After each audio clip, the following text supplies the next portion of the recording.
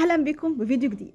فيديو النهارده حابه اتكلم معاكم عن الرياضه وعلاقتها بالثقه بالنفس، فيلا بينا نبدا الفيديو. بصوا، انا مؤمنه جدا ان الرياضه مش بس لياقه جسم حلو، الرياضه بتغير النفسيه، بتغير نظرتك لنفسك، بتخلي عندك ثقه بنفسك بطريقه حلوه جدا.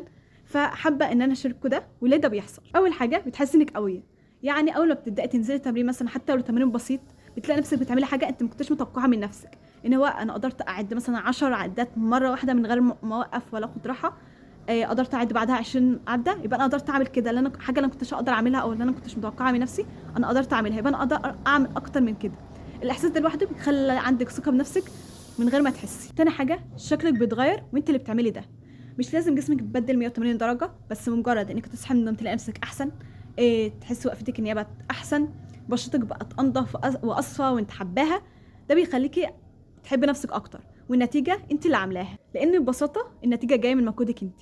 ثالث حاجه، بتحسي انك منظمه. الانجاز الصغير اللي انت بتعمليه كل يوم حتى لو نص ساعه رياضه، ده بيخليكي عامله كنترول لحياتك اكتر، ودي من اكتر الحاجات اللي بتزود الثقه بالنفس. ثالث حاجه، ان هي بتفرغ طاقه وتوتر وقلق.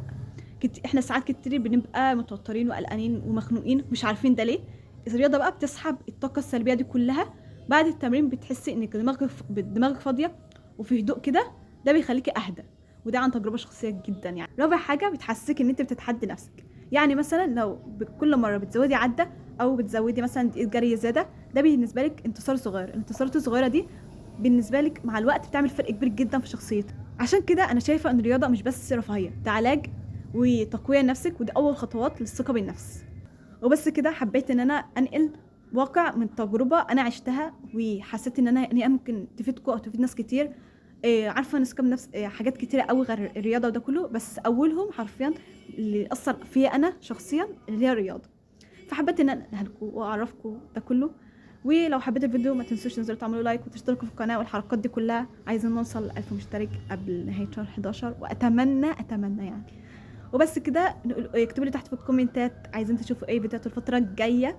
وبس كده، اشوفكم الفيديو الجاي، باي.